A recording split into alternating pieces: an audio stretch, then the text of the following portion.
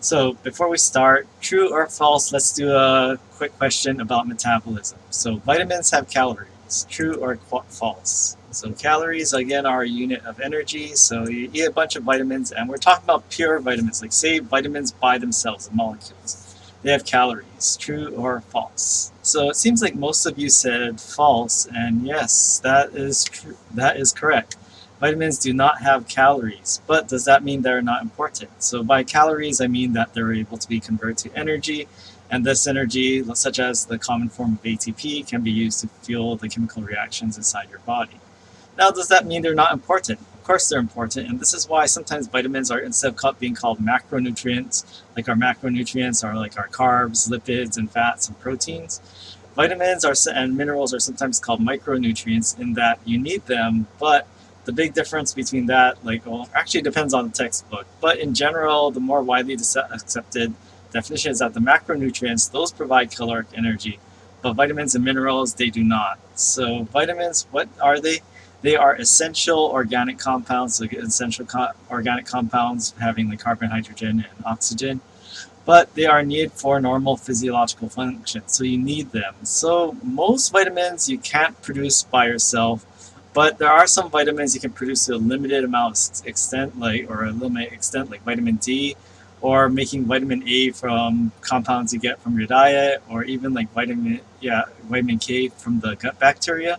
So, but the thing about vitamins, you need to have them in your diet because either you don't produce them or produce so little of them, you still need supplements in your diet. Because why do you need vitamins? Well, they actually have a wide variety of roles. I want you to go very basic for this class. Maybe like a nutrition class might ask you more specifics. But for this class, I just want you to start where have a good foundation. So these are not macronutrients, so that's why they're sometimes called micronutrients, and minerals. So these are inorganic compounds. So these are things like our sodium, our chloride, our iron. So these are things that we can't produce by ourselves. We have to get them from our environment. We have to get them from our diet somehow. So these are chemical elements compared to, so what's the difference between organic and inorganic?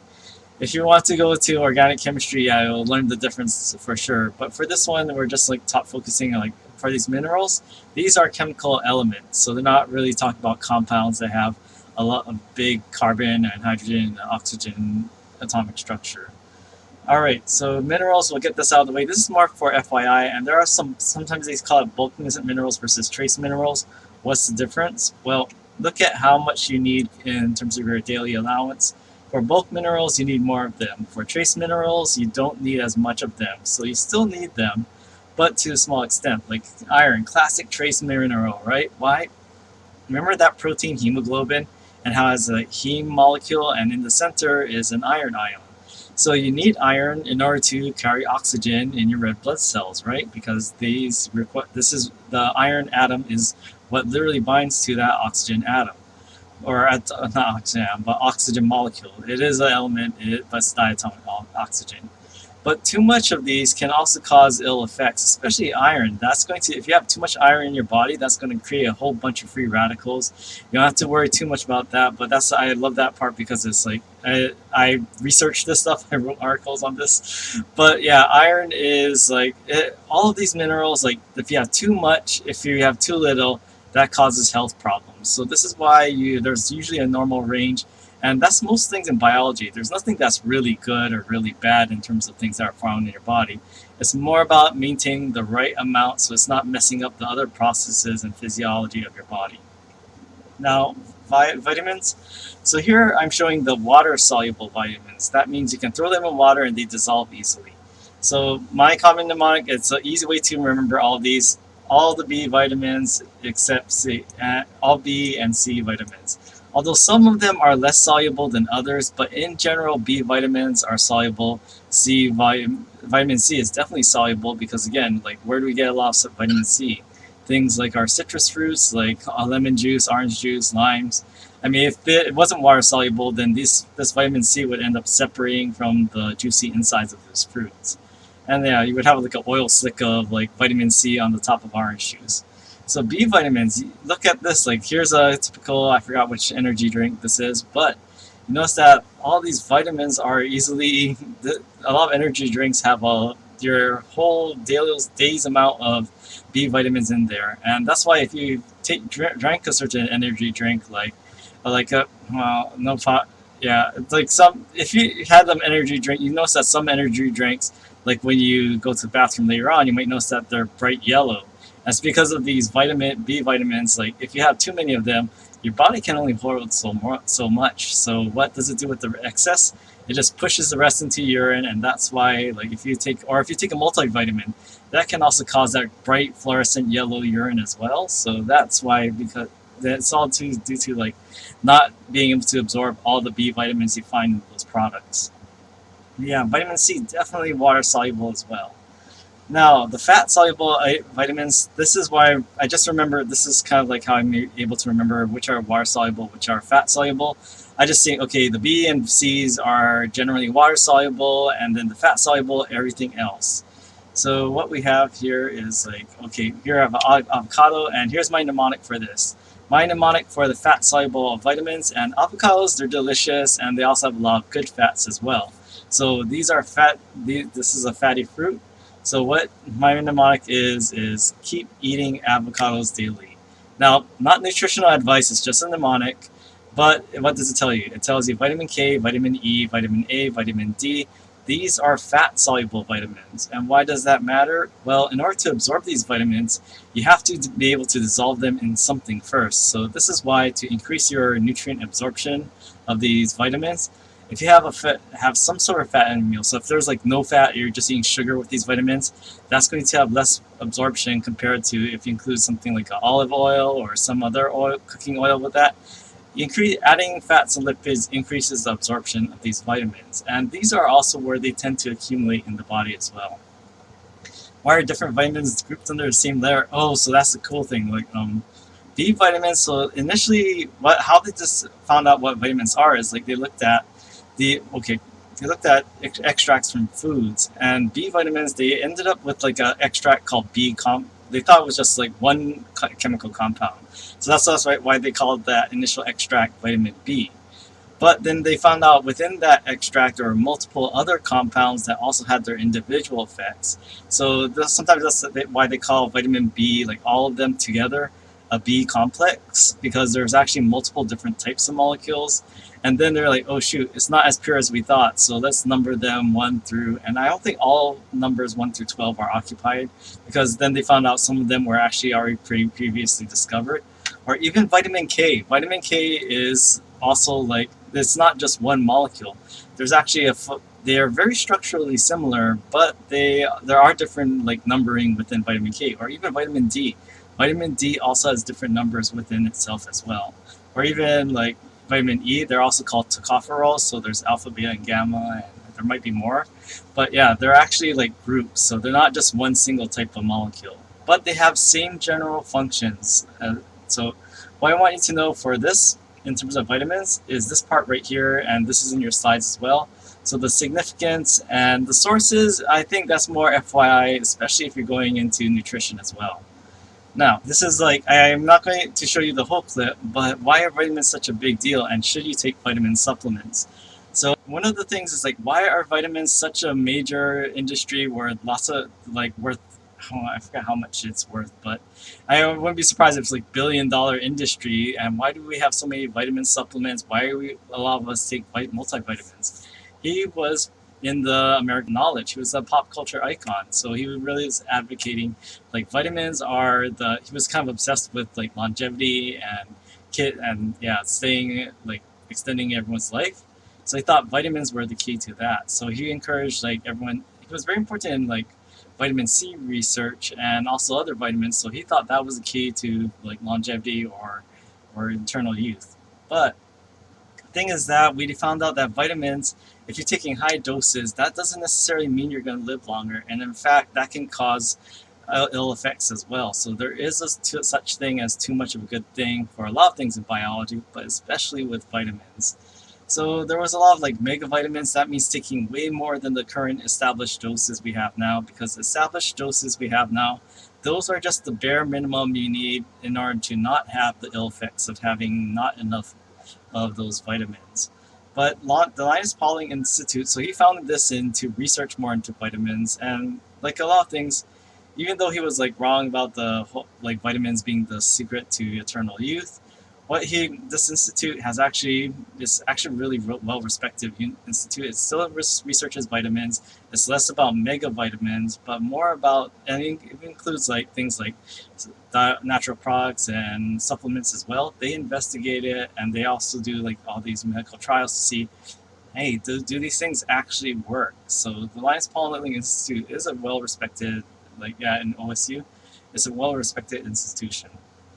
So yeah, even though he was wrong about the vitamin stuff, like he was, I mean, overall the consistent part of his like history, he always seemed to be interested in public health and for the greater human good. So that's kind of one. I mean, though it's not like he's without controversy, but his overall trend is kind of like that. So why do we need vitamins? Well, again, there's such thing as too much vitamin, but if you have vitamin deficiency, like here's vitamin A deficiency, that can result in many things. Like you need vitamin A to maintain things like cell growth and especially like vision. Like vitamin A is used in the pigments and chemicals you need for it for the rods and cones in your eyes. So if you don't have vitamin A, or if you have lack of vitamin A, you can have vision problems. Vitamin B. So vitamin B or B vitamins are often involved in like the synthesis of keratin. So where do you find keratin? You find it in your hair. Well, not much hair here, but like hair and nails. So if you have a lack of B vitamins, you're going to have brittle hair and nails, or you might have them falling off. And then C vitamins, like I mean, you don't really see that these days, but you might have heard of things like days in the days of sea voyages and pirates and sea shanties. Like because people were getting scurvy because they didn't get enough vitamin C, so they were losing their teeth due to their receding gums. But vitamin C is also important for making connective tissues as well. So things like collagen, so like collagen in your skin and bones, that can also be affected by a lack of vitamin C. Vitamin D, so that's also something related to bones, especially with calcium absorption. So what we see here is rickets, and we see this like these malformations in the bones because we don't have enough. These individuals didn't have enough vitamin D for proper development of these bones.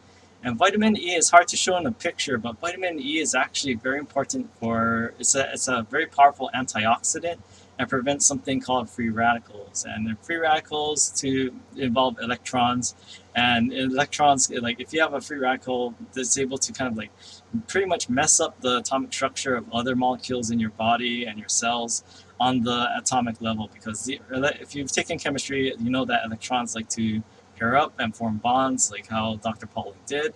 So again, like vitamin E is actually very important in making sure those don't end up causing damage to your cells and the molecules within your cells as well. All right, so fat versus water-soluble vitamins, what are the big difference? So water-soluble vitamins easier to excrete. That's why like when you take an energy drink that has way too much of these B vitamins, don't worry, you don't have, or unless you're drinking those like constantly, you probably won't get poisoned because, or I shouldn't say that, but it's harder to get poisoned with B vitamins because your body is pretty efficient at just putting them into urine and turning it bright yellow. But fat-soluble vitamins can easily accumulate. Why? Because we have fat within our body, and if you have a fat-soluble vitamin, it can easily diffuse across the plasma membranes of our cells, and if it's an adipocyte in our white adipose or white fat, then we can have fat-soluble vitamins accumulating in those as well. So this can lead to something called hypervitaminosis. So this just means in general you have too much of a vitamin.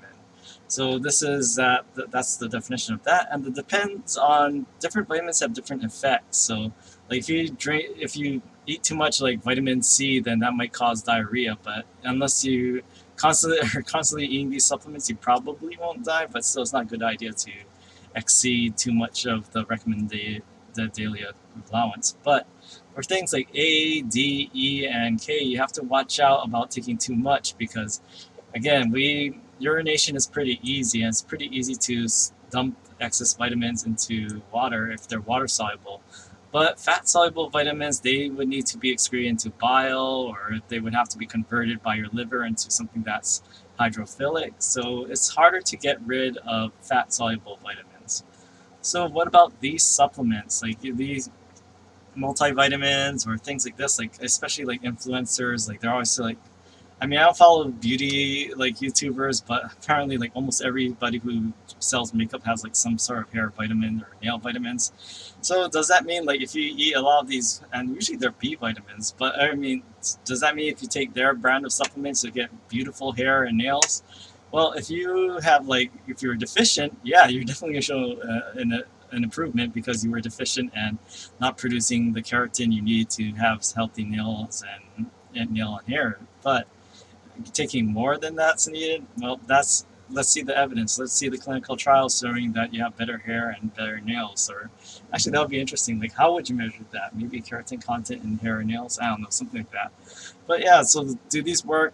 Again, vitamins. The way they're discovered is like if you're deficient in them, you have health problems. But when you add these vitamins back in, you solve those problems. So that's what vitamins are in a nutshell.